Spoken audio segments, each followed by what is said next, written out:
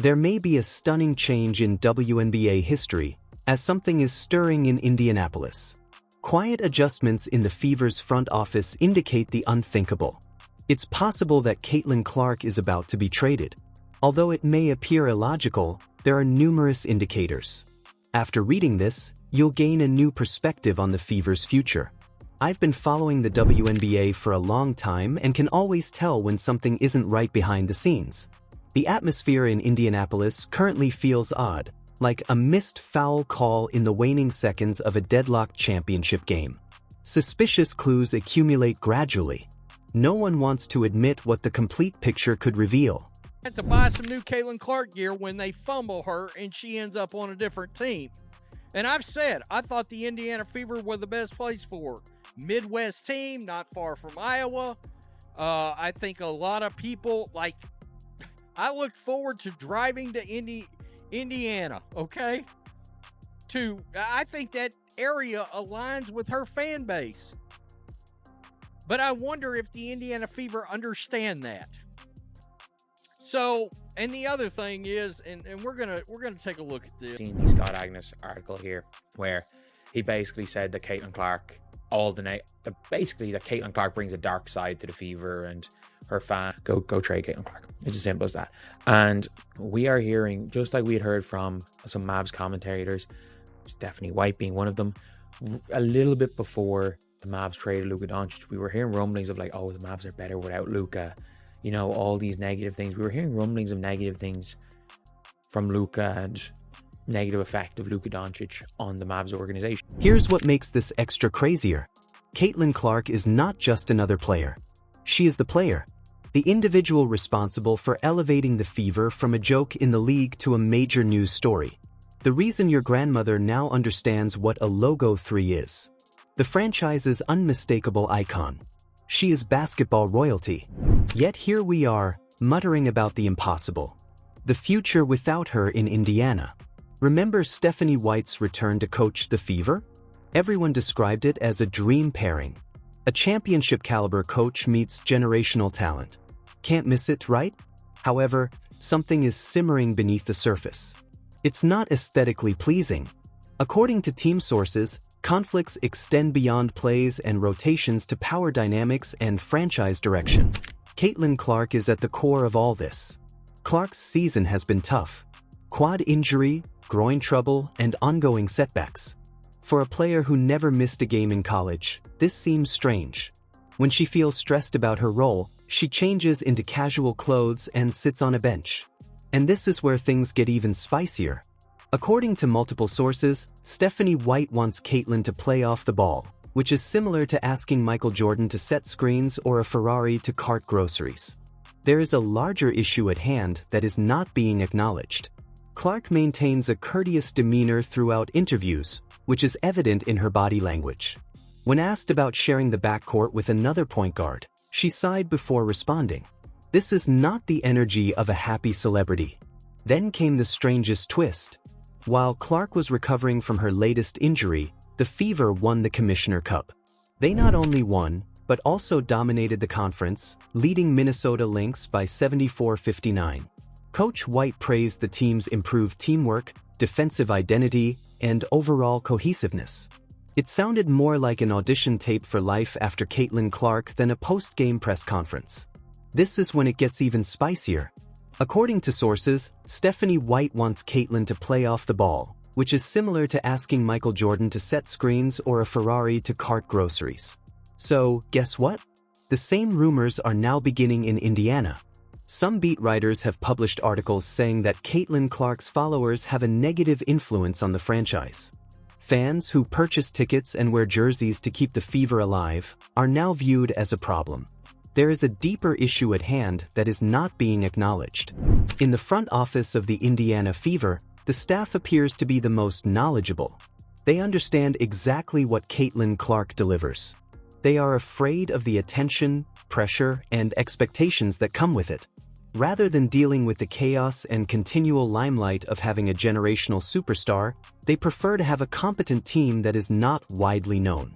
For decades, teams have struggled with the small market mindset. Play it safe. Stay under the radar. Avoid the pressure. Let's chat about Carolyn Peck, Stephanie White's former college coach and close friend. Caitlin Clark's absence has led to an increase in her presence. Come on. Do you believe she would have texted her friend Stephanie before releasing that information to the media? There's no chance. This isn't a coincidence. This demonstrates synchronized messaging. This is where things get real. The Fever will not trade Caitlin this season or tomorrow. They are too smart for that. Instead, they want to capitalize on the popularity of Caitlin Clark for a few more years while ticket sales remain high. They are discreetly preparing for her escape. The focus is turning away from Caitlin Clark and the Fever and onto Fever basketball. They are gradually developing an identity that is not solely focused on her. When the right time comes, such as when a draft star like Sarah Strong emerges, they may flick the switch. The team will trade Caitlin for draft selections and cap space, with the goal of maximizing future value. Here's the crazy bit. They'll likely convince themselves it's the proper decision. They'll point to the Commissioner's Cup win without her and say, "See, we can win without drama." Buzzwords like team culture and sustainability may sound impressive in press conferences, but they are meaningless in a half-empty arena. This is my main source of motivation. Caitlin Clark salvaged the franchise. Prior to her arrival, the Fever was insignificant, since she performed in front of crowds that would make a tiny library appear crowded. She energized and focused a squad in need. They are now attempting to blame her for the situation. Consider criticizing the sun for being very bright. What could be more insulting? Her injuries have been managed poorly, with imprecise updates and timelines, and no new harm discovered. What does this even mean? This appears to be legalese, implying a lack of transparency on the situation. During her absence, the team has experimented with lineup changes to see how the squad will perform without her. That is not an accident. That is preparation. It's not just about the Fever. This is about the WNBA. Caitlin Clark is more than just an Indiana star. The WNBA's most popular player has significantly increased attendance, ratings, and national attention. Trading her would not be solely a team issue. The potential for a league-wide crisis exists. Imagine if the Lakers had moved Magic Johnson during his heyday because they couldn't handle Showtime. This is the level of craziness we are discussing. Some argue that their top player would never be traded. Many sports franchises have made similar mistakes throughout history. Teams who prioritize comfort and politics over performance are doomed to regret their actions.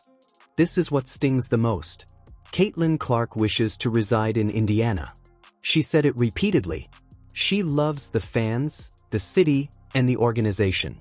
Recently, her tone has transformed. She is focusing on the next few years rather than her entire career there. That is not a slip of the tongue. That's a superstar reading the writing on the wall.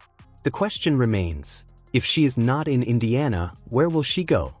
Honestly, every team in the league would want her. Imagine Caitlin Clark and Sabrina forming the most dynamic backcourt in women's basketball history in New York.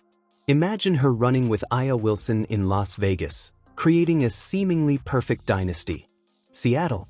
The franchise would be handed over to her, and she would be tasked with leading the Storm to new heights. The options are infinite. Everyone feels more fascinating than witnessing Indiana self-destruct in real time. But here is the truth. I don't want Caitlin Clark to leave Indiana. Fever fans deserve better than that. They have persevered through lean years, irrelevance, and empty arenas. They have earned the opportunity to witness a generational talent develop right in front of them.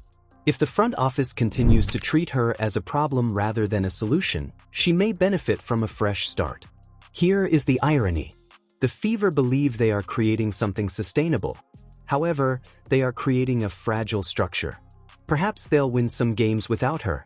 Even if she makes it to the playoffs, her absence from the spotlight can cause casual viewers to lose interest and diminish her relevance.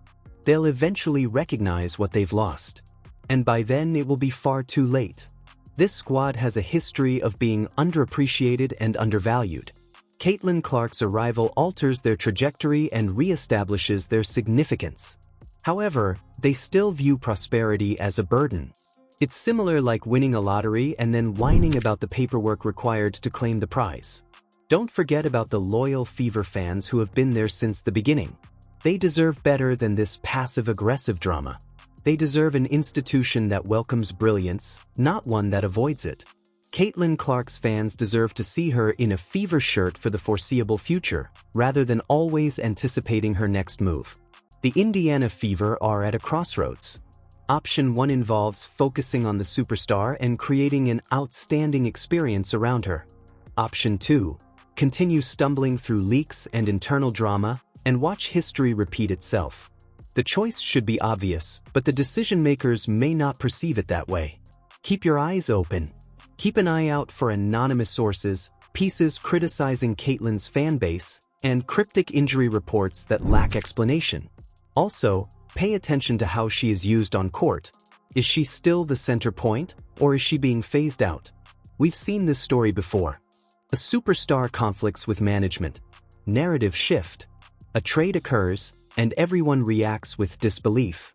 Different leagues, same human nature, ego, power, and short-sighted decisions. It never changes. So, this is my message to the Fever. Wake awake. This player has the potential to define your team and the league for the next decade, making them a rare and generational talent. Don't let fear, ego, or narrow-minded thinking ruin it. Trading Caitlin Clark is losing more than simply a player, but also a part of yourself. Mark my words, if nothing changes, this transaction will happen. Don't be startled when this happens. The warning indicators are already present.